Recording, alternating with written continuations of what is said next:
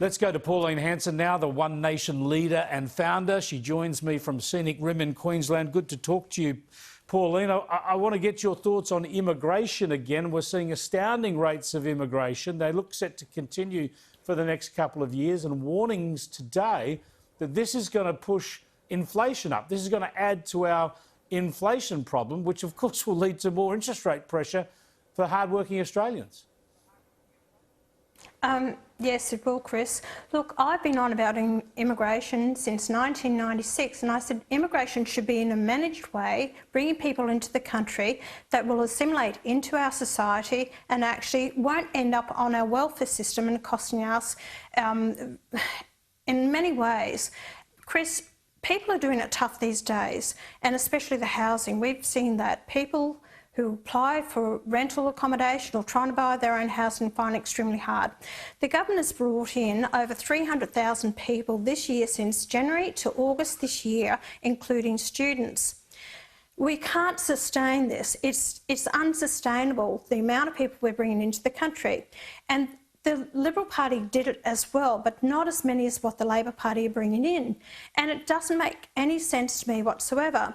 We haven't got the facilities, we don't have the homes, the schools, you know, the nursing homes, the infrastructure that we need to provide for these people. We haven't even put in any new dams, water projects to support these people. So it's sheer bloody mindedness that the government is bringing them in, and it's purely a lot to do with propping up the GDP. So bring in higher immigration. Your big Business Council of Australia, you've got, you know, people in business, they want high immigration because they're selling more white goods. But it does have an impact on ordinary Australians who want to actually go and see a doctor, travel on the roads, the infrastructure. Chris, it's so wrong what the government is doing. Yeah, I think the timing's very poor. As you say, we've got a housing crisis at the moment. Interest rates are going up. There are all sorts of pressures on infrastructure and other facilities. So this is only going to get worse in the coming years because we're struggling to keep up as it is. And while you say, yeah, Labor wants to keep immigration rates high because that keeps pushing the economy up and makes their economic figures look better, once the economy turns down, once we see unemployment start to tick up, we're going to really exacerbate the problem because we're going to have a lot more migrants here who won't be able to get work, and we're going to have a massive welfare bill and all sorts of other problems. That's exactly right. People will actually end up on the welfare bill. What the government is now proposing is people on visas coming to Australia, temporary visa holders can actually buy housing in Australia, and also those who are on bridging visas can buy houses in Australia. So that's going to impact on the Australians who are trying to buy the homes because it's going to push up the prices. Also, what I have said for years, that people, foreign investors, should not be able to buy housing in Australia, whether it's new or established housing. Students in Australia, 225,000 a year, they actually take up 70% of actually new built housing in Australia. So then the problem is that we have a Foreign Investment Review Board. They are absolutely hopeless in following through people who are actually buying houses that have no right to buy houses in Australia, foreign investors. So the government has let the Australian people down until they get their act together, can actually implement the laws of this land that no foreign investor should, who's not allowed to buy established housing, shouldn't be buying it. You know, there's a lot the government can do, and they're reluctant to do it because the states are also making so much money out of house sales with the stamp duties they've got raking into their coffers. Now, the other numbers that are coming out that are concerning are the debt levels in this country. Hardly surprising. We seem to have given up here, where the governments are the former coalition governments in the state and federally, now Labor governments just about everywhere. They don't worry about their budget position. They just borrow more and more money. There must be a reckoning at some stage. Why don't we have either major party warning about this?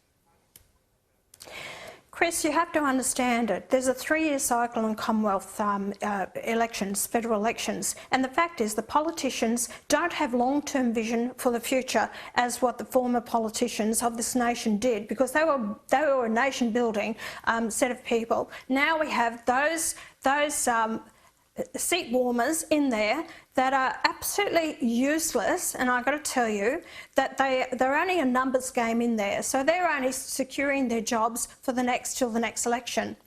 The problem is that what we are doing, you're talking about the debt ceiling that we have here, which is it's nearing $1 trillion, if not it's over $1 trillion now. Here we have, the projection was by 23, 24, every man, woman and child in the country would be in debt for about $21,300. You know what it actually is? $31,400 for every man, woman and child. That's only Commonwealth debt. You've got your state debt. Here in Queensland, it's $2,900 and it's projected over $8,000. Victoria, $19,000 per man, woman and child in that state. You've got New South Wales and South Australia who are actually, you know, about $11,000 per man, woman and child.